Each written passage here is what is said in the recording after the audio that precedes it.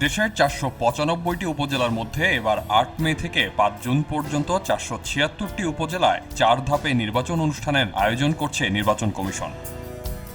৮ মে দেশের ৫৯ জেলার ১৪০টি উপজেলায় একযোগে অনুষ্ঠিত হতে যাচ্ছে প্রথম ধাপের উপজেলা পরিষদ নির্বাচন।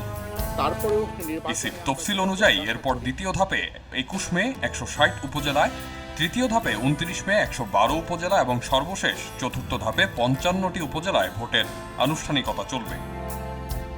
আর ১৯টি উপজেলা পরিষদে এখনও নির্বাচনের সময় হয়নি। পরে সেসব উপজেলা সহ ৪ ধাপে যেসব উপজেলার ভোট নানা কারণে স্থগিত হবে সেসব উপজেলার নির্বাচন করা হবে বলে জানিয়েছে ইসি।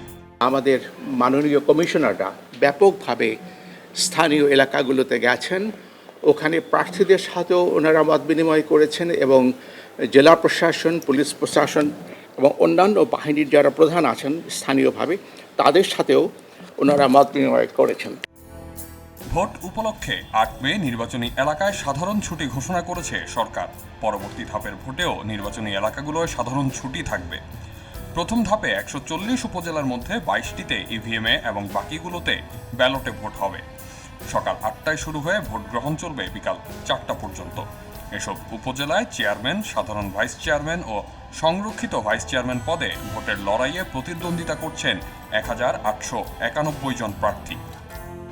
বাগেরহাট সদর, মুন্সিগঞ্জ সদর, মাদারীপুরের শিবচর ও ফেনীর পরশুরাম এ ৪ উপজেলায় নির্ধারিত ৩টি পদেই একক প্রার্থী থাকা নিরাপত্তাজনিত কারণে বান্দরবানের রোয়াংছড়ি ও থানচি ২ উপজেলার ভোট স্থগিত করা সহ বিভিন্ন কারণে ১০টি উপজেলায় ভোট হচ্ছে না।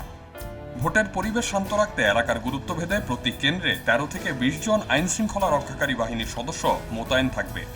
উপজেলার আয়তন, ভোটার সংখ্যা ও ভোট কেন্দ্রের গুরুত্ব বিবেচনায় প্রতি উপজেলায় ২ থেকে ৪ প্লাটুন বিজিবি দায়িত্ব পালন করবেন।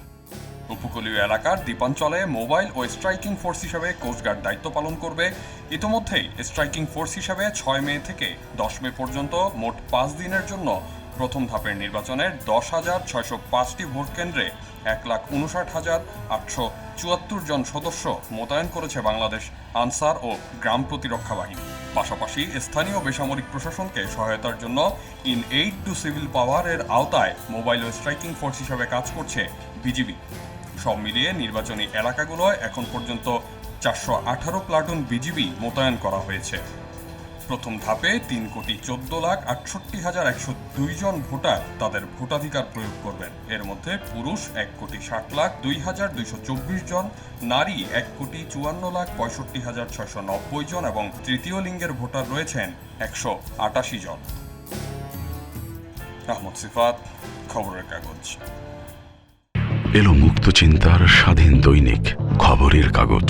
এখন খবর হবে নিখাত, নির্ভীক, নিরপেক্ষ।